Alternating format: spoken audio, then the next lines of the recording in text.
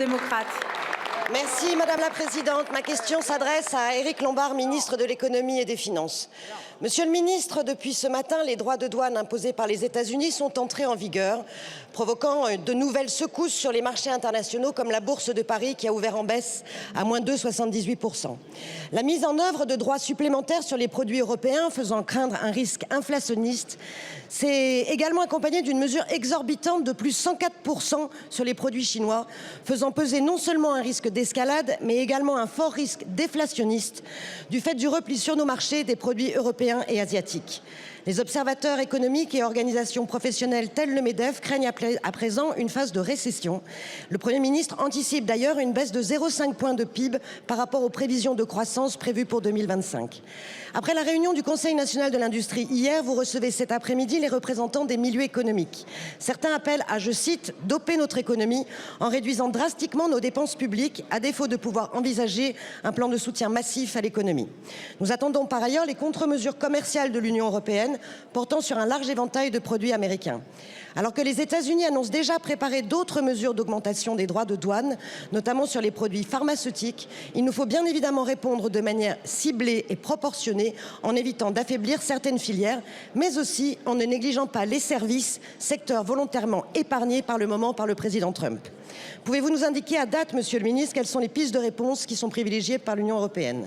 Au niveau national, envisagez-vous de convoquer une conférence économique et sociale, comme demandé par plusieurs organisations syndicales, puis de revenir vers nous, la représentation nationale, pour mettre en discussion des solutions visant à donner à notre économie des marges de manœuvre? Si, dans un langage que je qualifierais de fleuri, le président Trump rappelle qu'il sait ce qu'il fait, il ne fait plus de doute aujourd'hui, comme le dit l'économiste Éric Dor, qu'il a entamé une véritable opération d'asservissement de ses partenaires, allant même jusqu'à s'ingérer dans nos relations interentreprises. Notre pays, Monsieur le ministre, fidèle à ses valeurs, doit plus que jamais défendre une idée de la France et de l'Europe. Merci. La parole est à Monsieur Éric Lombard, ministre de l'Économie et des Finances. Madame la Présidente, Mesdames et Messieurs les députés, Madame la Ministre Mariana Ferrari, merci de cette question qui va me permettre de compléter ce que je viens de dire à votre collègue Marie-Christine Dalloz. D'abord, nous serons en grande proximité non seulement avec les entreprises, mais aussi avec les associations, les syndicats représentatifs des salariés, qui j'ai proposé de nous rejoindre pour dialoguer sur les conséquences de ce qui est en train de se passer. Conséquences dans un premier temps d'ailleurs, dont je veux rappeler qu'elles seront beaucoup moins importantes pour l'Union européenne qu'elles le seront pour les États-Unis. Parce qu'en réalité, l'inflation va d'abord frapper les Américains et la baisse de croissance va d'abord frapper les Américains. Cependant, le Premier ministre l'a dit, il y aura un impact sur la croissance dans l'Union européenne.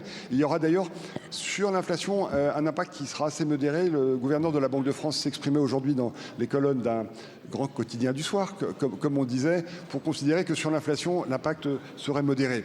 Donc d'abord, un soutien très étroit aux entreprises. Vous avez raison de rappeler que nous les invitons avec l'ensemble des ministres de Bercy cet après-midi à dialoguer pour les écouter et pour intégrer leurs remarques dans la façon dont, avec nos collègues de l'Union européenne, nous allons préparer la deuxième phase de la riposte. Parce que pour pouvoir abaisser les droits de douane, il faut que, dans un premier temps, malheureusement, nous ayons une proposition qui incite les Américains à ouvrir des discussions avec nous.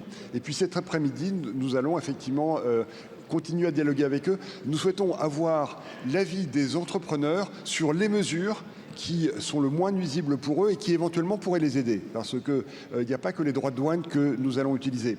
Donc je veux vous assurer que nous sommes en contact régulier avec l'ensemble des acteurs de notre vie économique, que la riposte qui sera préparée avec l'Union européenne sera forte mais proportionnée et que de façon très régulière, semaine après semaine s'il le faut, nous serons dans le dialogue pour accompagner l'ensemble de nos entreprises et traverser cette crise de façon à s'en sortir le mieux possible et surtout le plus vite possible. Merci Je vous remercie. beaucoup, Monsieur le Ministre.